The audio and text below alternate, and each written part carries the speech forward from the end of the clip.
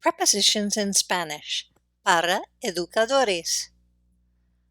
Today we're going to work on prepositions. Those are the words that relate things, nouns, people, in time and space.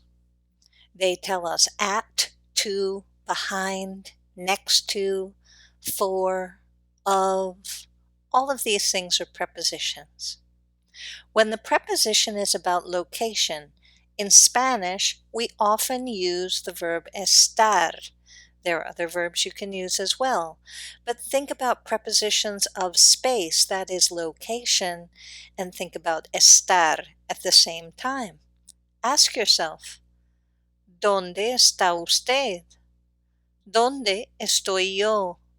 Where are you? Where am I? Common prepositions are en, de, para, por, con, and a. These shorties sometimes have a lot of meanings. Look how por means by, for, through, along, because, many things. And para is for, also to, and also for the purpose of. En is on and in and at. So the very small prepositions tend to have a lot of meanings. Look at some prepositions in action. Here's a picture of a little girl sitting next to her teacher and writing. Let's ask, ¿Dónde está y cómo está? Repeat after me. La niña está en el pupitre.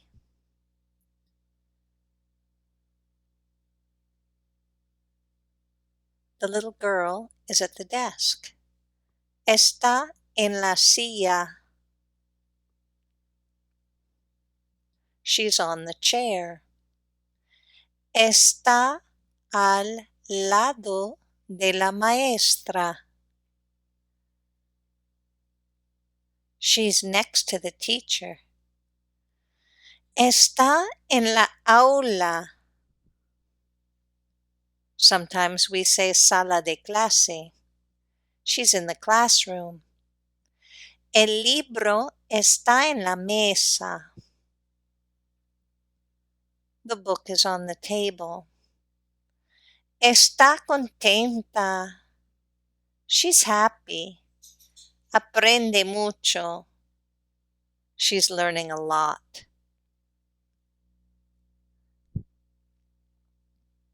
Other prepositions of position are, repeat after me, encima de, arriba de,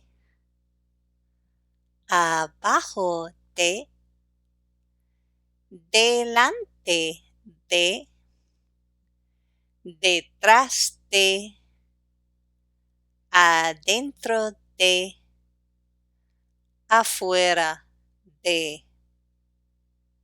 So now that you know on top of, above, below, beneath, in front of, behind, inside and outside, let me ask you, ¿Dónde está usted? Where are you? Here are a few more words to locate you in space. Cerca de, lejos de, entre, al lado de. ¿Dónde está usted? Estoy cerca de ti. I'm near you. Estoy lejos de Paraguay. I'm far away from Paraguay. ¿Dónde está usted? Where are you? And how about clock time? Well, prepositions of clock time, some simple ones are antes de, después de, and durante. So think about what you're doing before, during, and after the class. ¿Qué haces antes de la clase? ¿Qué haces después de la clase? ¿Qué haces durante la clase? And that's your verb to do. Hacer. What do you do? What do you do before class? Now here's a picture of a third grade classroom. Very cheerful classroom it is. And I'm going to ask you, ¿Dónde está todo? If you're watching this on YouTube, you might want to pause the video and just test yourself and see how many items you can locate in how many different ways. Now I'm looking at the picture and I see there are a lot of words on top of some of the things that they are. So I might say, for example, that la alumna está en el piso. The student is on the floor.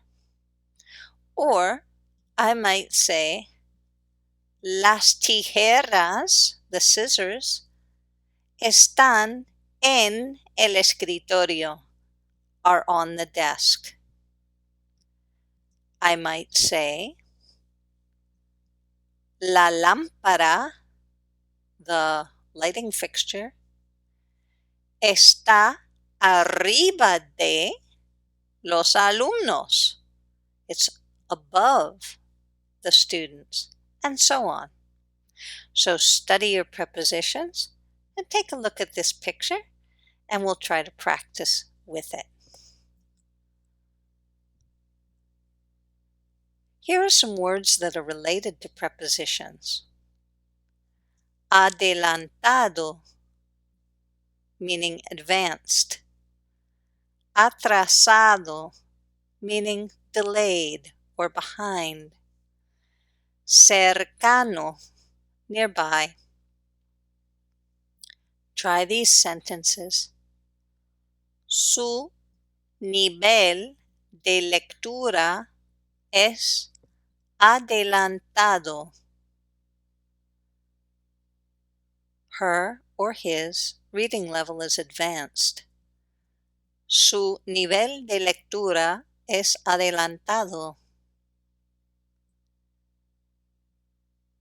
Su nivel de comprensión es atrasado.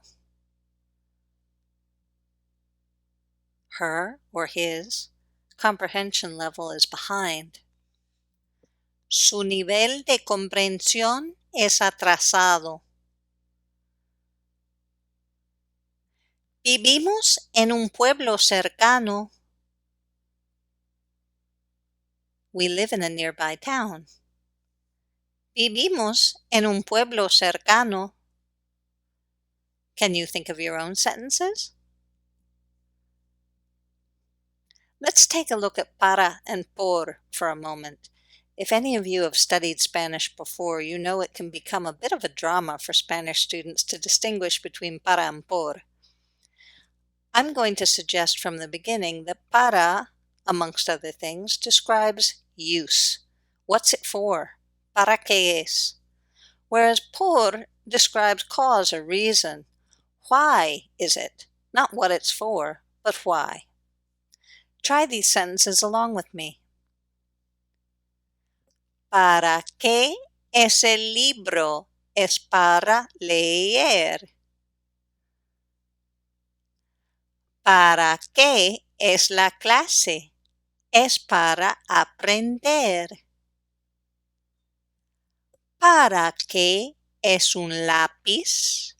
Es para escribir. ¿Para qué es la vida? Es para vivir. What's the book for? It's for reading. What's the class for? It's for learning.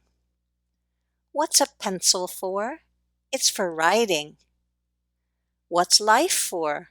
It's for living. So learn this little poem so you'll remember what para is for. ¿Para qué es para? Por describes cause or reason. Try these sentences with me. ¿Por qué es importante la lectura? Why is reading important? ¿Por qué son importantes las matemáticas? Why is math important? ¿Por qué es importante la escritura? Why is writing important? ¿Por qué es importante la historia? Why is history important? Think up your own para qués and por qués. Prepositions in Spanish. Learn your prepositions and you'll be able to relate with the whole world.